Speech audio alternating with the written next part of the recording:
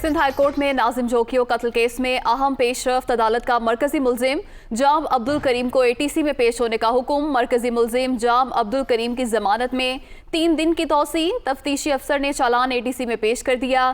3 दिन में एटीसी फैसला करेगी, उसके बाद लाया अमल तैयार करेंगे, ऐसा बताना है वकील का। सिंध हाई कोर्ट नाजिम जोखियो कत्ल केस में अहम पेशरफ्त हुई है। अदालत का मरकजी मुलजिम जाम अब्दुल करीम को एटीसी में पेश होने का हुक्म। इसी हवाले से तफसीलात जानेंगे लियाकत अली राना से। जी बताइएगा। सिंध हाई कोर्ट नाजिम जोखियो कत्ल केस में अहम पेशरफ्त हुई। अदालत का मरकजी मुलजिम जाम अब्दुल करीम को एटीसी में पेश होने का हुक्म। मरकजी मुलजिम जाम अब्दुल करीम की जमानत में 3 दिन की तौसी और तफ्तीशी ऑफिसर ने चालान एटीसी में पेश कर दिया और 3 दिन में एटीसी फैसले से आगाह भी करेगी, इसके बाद लाहेअमल तैयार करेंगे, ये कहना है वकील का। इसी हवाले से तफसीलात जानेंगे लियाकत अली राना से। जी बताइएगा।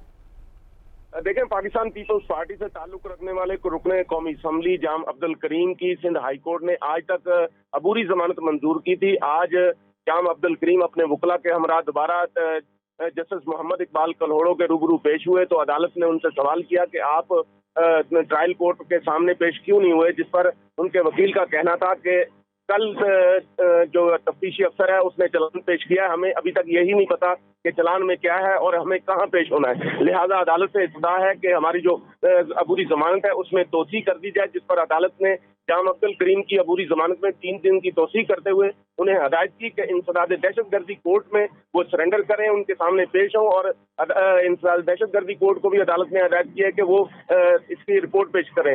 गुज़िश्ता रोज इस मुकदमे के तफ्तीशी अफसर ने चालान अदालत में जमा कराने के लिए आया था, लेकिन अदालत ने चालान वसूल करने से ये कह के इनकार कर दिया कि वो टाइम पर आए, क्योंकि अदालती वक्त खत्म होने के बाद चालान जमा कराया गया था।